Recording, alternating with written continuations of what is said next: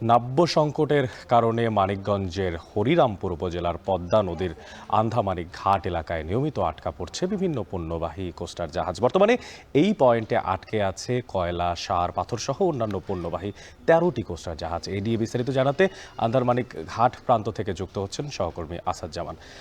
যেমন আপনার থেকে জানতে চাই যে নাব্য সংকটে কি ধরনের সংকট তৈরি হচ্ছে আর এই সমস্যার সমাধানে কোনো পদক্ষেপ এখন পর্যন্ত নেওয়া হয়েছে কিনা।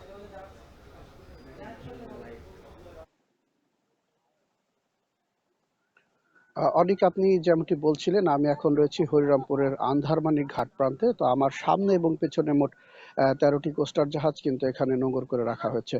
কারণ মানিকগঞ্জের শেষ প্রান্ত এবং ফরিদপুরের শুরুতে যে জিরো পয়েন্ট রয়েছে সেখানে কিন্তু পানির স্তর কমে যাওয়ার কারণে কিন্তু এখান থেকে প্রায় ২.৫ কিলো থেকে ৩ কিলোমিটার দূরের যে পয়েন্টটা রয়েছে সেখানে কিন্তু নাব্য সংকটের কারণে প্রতিনিয়তই কিন্তু এই যে কোস্টার জাহাজগুলো সেগুলো কিন্তু আটকা পড়ে। যার কারণে এখানে আন্দারমানিক ঘাট এলাকায় এগুলোকে নোঙর করে রেখে এই জাহাজগুলোর মধ্যে যে মালামালগুলো রয়েছে সেগুলোকে আহ, যে বল গেট রয়েছে সেই বল গেটের মাধ্যমে সেগুলোকে পার করে কিন্তু হালকা করা হচ্ছে জাহাজগুলোকে।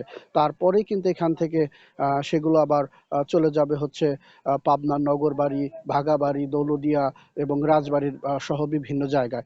তো আমরা বিভিন্ন মানুষের সাথে কথা বলেছি এবং এই যে জাহাজগুলোর লোকের সাথে কথা বলেছি, তারা জানিয়েছেন যে এটা কিন্তু প্রায় ১.৫ মাস যাবতই এরকম সমস্যায় তারা পড়ছে। যার কারণে কিন্তু তাদেরকে এই জায়গায় থেকে কিন্তু জাহাজগুলোকে হালকা করার জন্য বাড়তি টাকা খরচ করে কিন্তু যে বলগেট গুলো রয়েছে সেই বলগেটে করে কিন্তু মালামালগুলোকে ওই প্রান্তে নেওয়া হচ্ছে।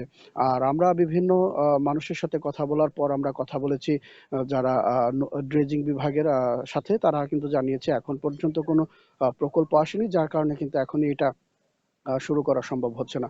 তো মূলত যে জিরো পয়েন্টটা রয়েছে ওই মানিকগঞ্জ এবং ফরিদপুরে, সেখানে মূলত পানির স্তর নেমে গিয়েছে ৭ থেকে ৮ ফিটে। কিন্তু এই যে কোস্টার জাহাজগুলো এগুলো চলতে কিন্তু ১০ ফিটের মতো পানি লাগে বলে আমরা যারা জাহাজে রয়েছে তাদের কাছ থেকে জানতে পেরেছি।